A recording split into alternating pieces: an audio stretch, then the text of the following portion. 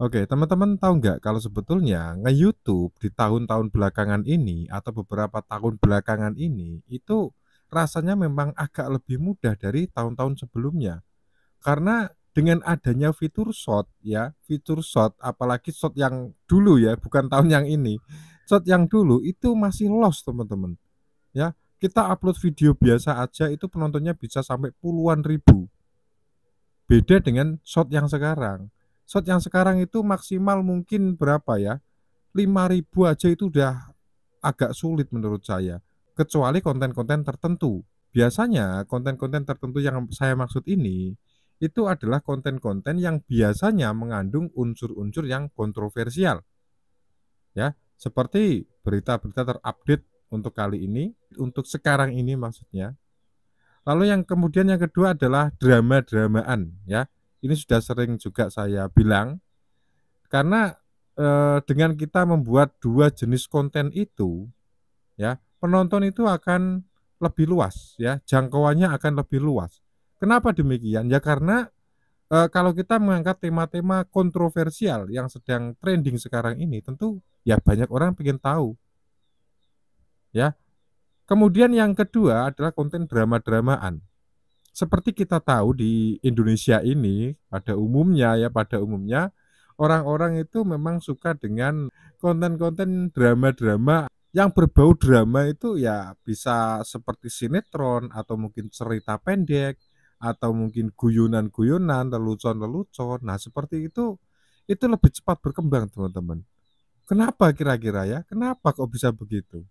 Jadi kalau kita telisik lebih dalam, ya, secara umum yang pertama, orang Indonesia itu kan suka ya nonton sinetron lah, suka nonton sinetron, kemudian suka, konten-konten yang berbau jenaka atau humor-humor, cerita-cerita lucu, cerita-cerita pendek. Selain hal itu diminati oleh banyak orang, tentunya hal itu juga bisa meningkatkan retensi penonton.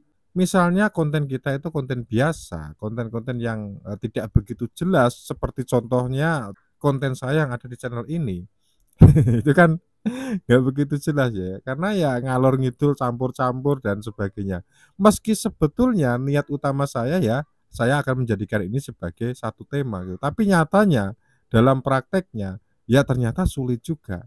Nah, untuk itu teman-teman, kalau kalian mungkin, pengen atau lagi ngejar gitu ya, ngejar sebuah pencapaian berupa tembusnya 1.000 subscriber, tidak ada salahnya kalian coba 2 metode konten ini, atau 2 jenis konten ini maksudnya, bukan metode ya.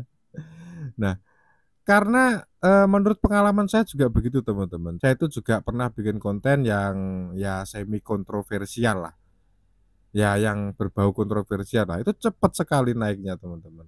Cuman ya itu, kalau kita bikin konten kontroversial itu juga gimana ya, agak-agak beresiko sedikit gitu. Karena ya itu tadi, kalau misalnya ada sebuah kasus atau apa gitu ya, kita ulas di situ, kita misalnya berkomentar di situ, ternyata namanya orang ya, kita tidak tahu kadangkala kita itu salah ucap atau bagaimana, dan ternyata orang yang dimaksud itu, dalam kasus itu ternyata nggak terima atau gimana, nanti kan ribet urusannya, gitu. Itu mungkin salah satu kekurangannya.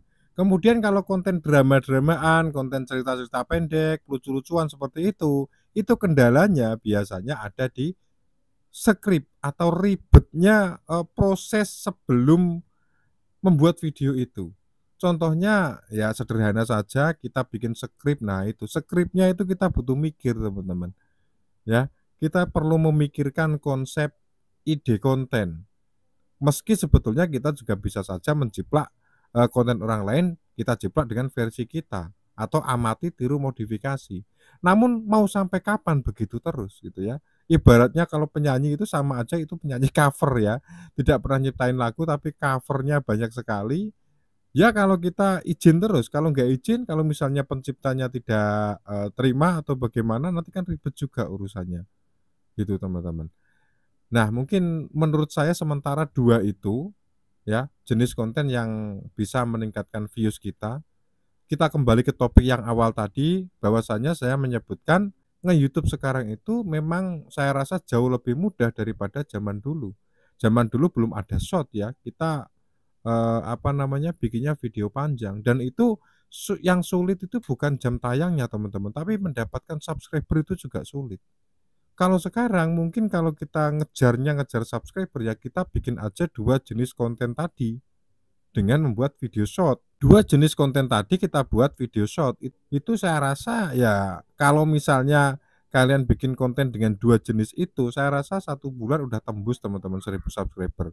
Kalau kita mau konsisten ya, sehari kalau short ya minimal upload 3 video lah, kalau kita ngejar 1.000 subscriber dalam 1 bulan. Bahkan mungkin kalau konten kita menarik, belum 1 bulan pun itu sudah tembus gitu. Makanya itu saya katakan jauh lebih mudah daripada dulu sebelum ada video short. Kalau video short yang dulu malah lost teman-teman, tidak terbatas ya, rekomendasinya itu bisa kemana-mana. Saya tuh pernah iseng dulu itu mungkin 2021 atau 2020-an lah. Saya bikin konten cuman, selfie gini aja terus muter sret gini aja teman-teman. Itu yang nonton 28.000 teman-teman. Padahal video saya mungkin baru 3 atau 4 itu short semua. Itu saya pun cuma nyoba-nyoba gitu. Ternyata, loh kok bisa tembus 28.000 views gitu. Tapi kalau sekarang gitu ya, bikin video short yang kita pakai mikir aja, itu maksimal 5.000 views aja itu udah ngoyo teman-teman, ya. Kalau yang standar ya mungkin 1,5 ribu, 2.000, itu sudah standar sekali. Kalau di TikTok sekarang malah lebih parah teman-teman, ya. Dulu itu juga lost TikTok itu menurut saya itu kalau bikin video biasa aja itu, menarik sedikit saja itu udah, oh penontonnya ribuan.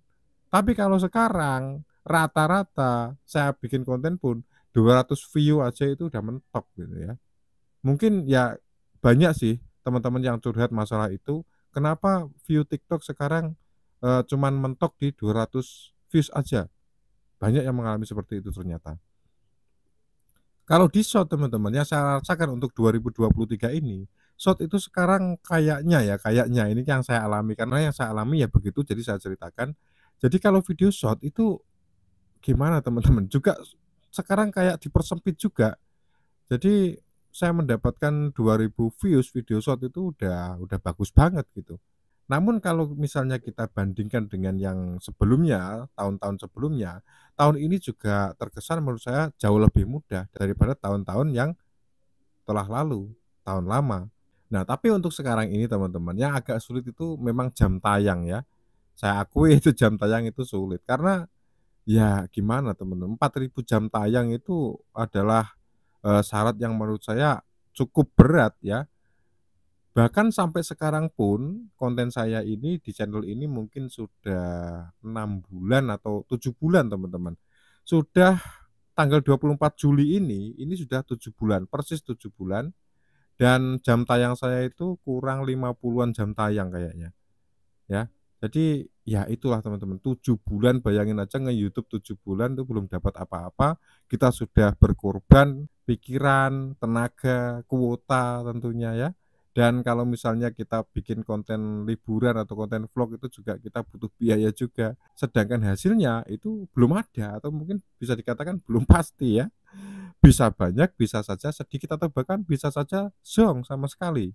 Mungkin kalau misalnya channel ini pun dimonet, kalau penontonnya masih segini-gini aja teman-teman, ya saya rasa penghasilannya mungkin ya 3 sampai 5 bulan baru bisa gajian gitu ya. Karena, batas pembayaran di YouTube kan 1,5 juta ya, sedangkan bagi hasil dari iklan itu juga kecil sekali. Nah, mungkin itu saja curhat kita teman-teman untuk hari ini, yang mudah-mudahan ada yang bisa diambil manfaatnya dari cerita saya ini, kalau memang tidak ada, ya anggap saja sebagai hiburan ataupun abaikan saja. Terima kasih yang sudah setia dan mau menonton sampai detik ini, saya hanya bisa membalas doa mudah-mudahan teman-teman semuanya senantiasa sehat selalu, dilancarkan urusannya, dimudahkan rezekinya, gitu ya. Sampai jumpa di video selanjutnya dan semoga sukses.